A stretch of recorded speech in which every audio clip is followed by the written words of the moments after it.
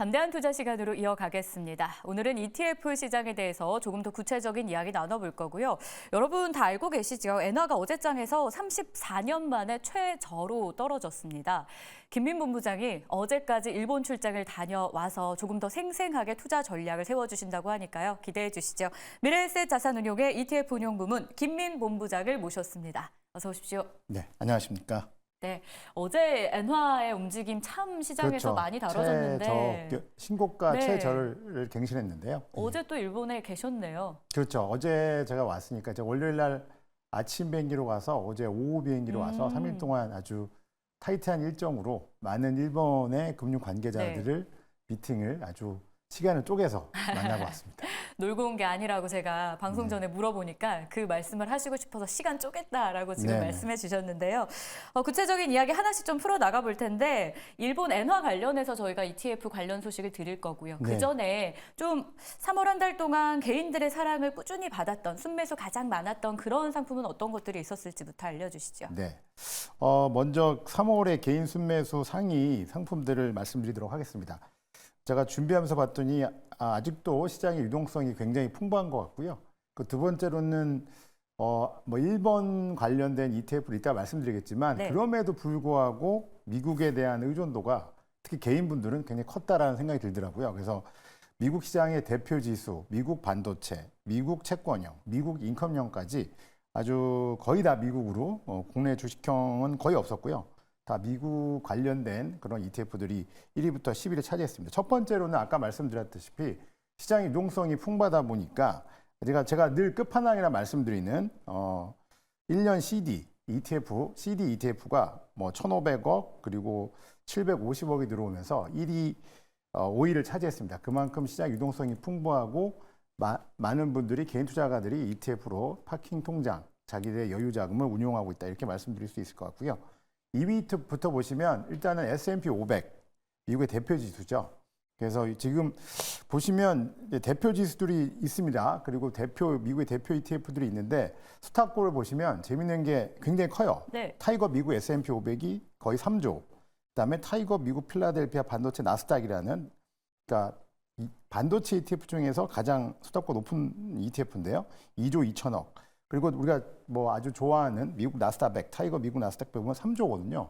그래서 미국 관련된 ETF들이 수탁고들이 굉장히 높습니다. 그래서 그리고 아까 말씀드린 대로 미국 30년 국채라든지 미국 반도체, 그러니까 미국이 들어가 있는 거는 다 들어가 있는 것 같아요. 이 10위 중에서 8개가 다 앞에 미국이 붙어 있는 ETF가. 그래서 3월 개인 순매수는 유동성 ETF와 미국 관련 ETF가 다 휩쓸었다 이렇게 말씀드릴 수 있을 것 같습니다.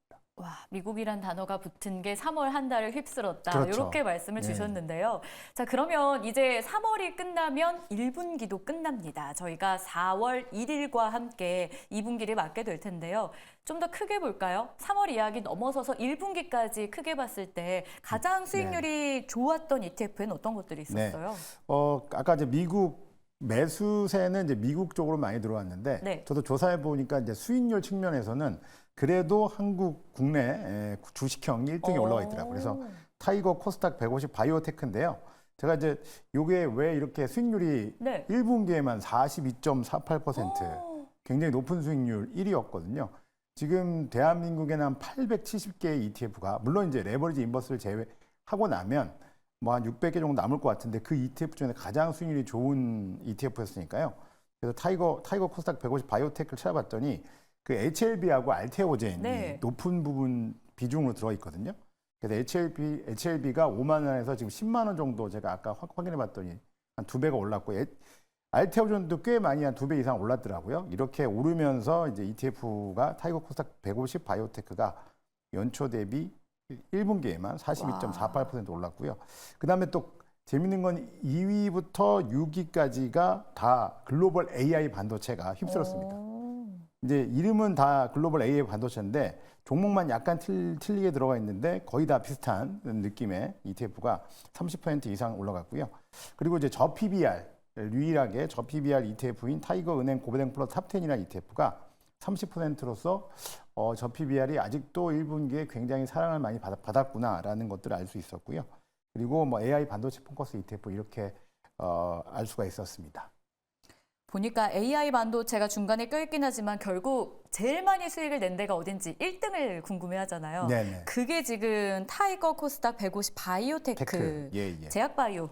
그렇죠. 네. HLB랑 알테오젠이 굉장히 좋은 성과를 보이면서 주가가 ETF에서 40% 넘는 수익률이면 정말 대단한 건데요. 그렇죠, 맞습니다. 개인이 사랑했던 종목과 실제로 수익을 낸 종목은 좀 다르다라는 관점에서 저희가 1분기 수익률 잘 난 ETF를 좀 봤고요.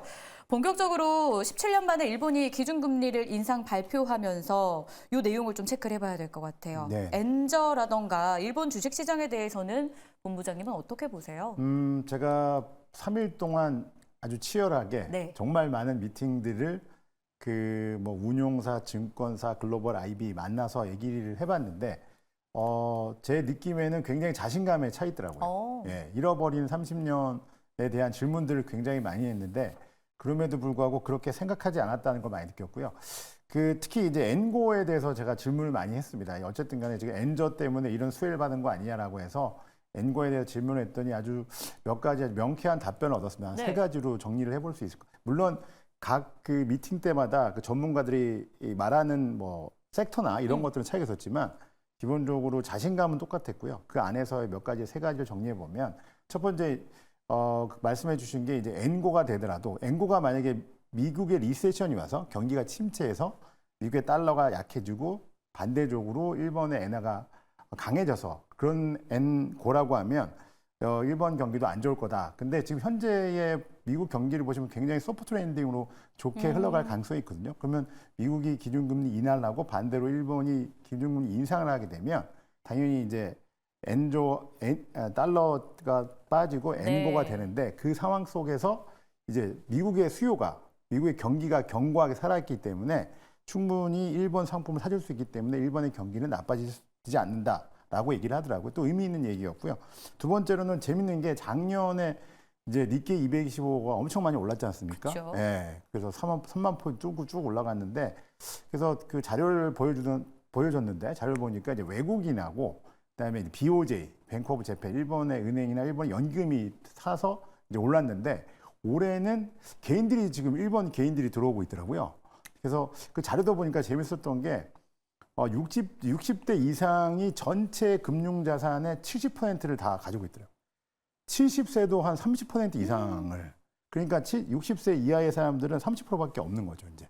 그래서 그렇게 해서 부동산에 쏠려 있었는데 지금 개인 투자가들이 올해 굉장히 많이 들어오고 있다. 그리고 이제 우리나라의 IS처럼 일본에도 이제 니사라고 해서 UIS를 니사라고 부르는데 그 제도가 지금 한 3개월쯤 작년 말에 생겨서 한 3개월쯤 됐는데 그 지금 3개월 동안 한국으로 15조 원이 들어왔다 그러더라고요. 네. 근데 15조 원인데 그 중에 90%가 자료를 이제 일본 증권업체 자료를 보여주셨는데 90%가 일본 주식이더라고요. 그래서 일본 같은 경우에는 아주 오랫동안 미국이라든지 해외에 투자를 많이 했었는데 주식도 마찬가지고요. 근데 올해 들어와서 굉장히 개인 투자가들이 일본 주식에 대해서 관심을 가지기 시작했다라는 게 굉장히 고무적이다라는 표현을 하셨고요.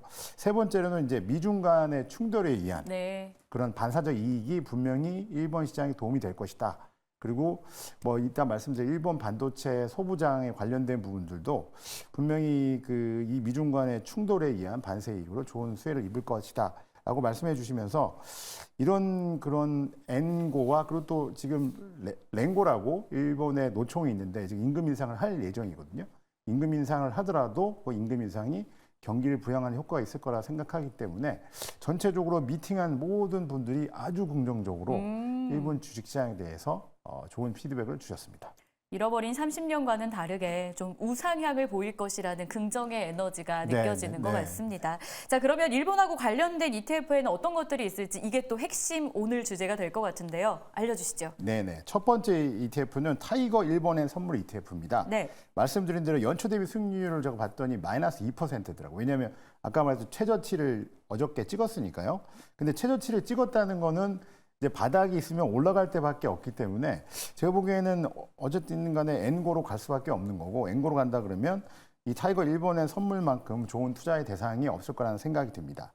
그리고 두 번째로는 타이거 일본 반도체 ETF인데요. 제가 말씀드린 대로 거기 자료를 봤더니 전체의 반도체 ETF를 만들 때 부품 소재의 70%를 다 일본 기업들이 만들고 있더라고요. 그만큼 부분 소재에 있어서 반도체 부품 소재에 있어서 일본 반도체의 기업들의 장악력은 굉장하고요. 물론 지금 연초 대비 많이 오르긴 했지만 계속 좋은 결과를 낼 수 있는 그런 ETF 섹터이기 때문에 일본 반도체 ETF 계속 보시면 좋을 것 같고요. 네. 그리고 일본에 그리고 뭐 그냥 자체적으로 해도 좋을 것 같다는 생각이 듭니다. 그래서 이런 부분들을 보신다 그러면 일본 투자하는데 아주 도움이 되는 유일한 투자 수단이 될 거라 생각됩니다. 알겠습니다. 일본 관련된 ETF 소식까지 그리고 일본 금융기관에 계시는 분들은 시장을 어떻게 보고 있는지까지 저희가 얻어볼 수 있는 귀한 시간이었는데요. 김민 본부장과는 여기서 인사를 나눠야 될 것 같아요. 오늘 말씀 고맙습니다. 네, 감사합니다. 네, 저희가 준비한 소식은 여기까지입니다. 시장은 여전히 마이너스권에서 거래가 되죠. 코스피는 0.35%, 코스닥은 0.14% 조정을 받고 있는데요. 남은 시간도 매일경제TV와 함께해 주시죠. 시청해 주셔서 고맙습니다.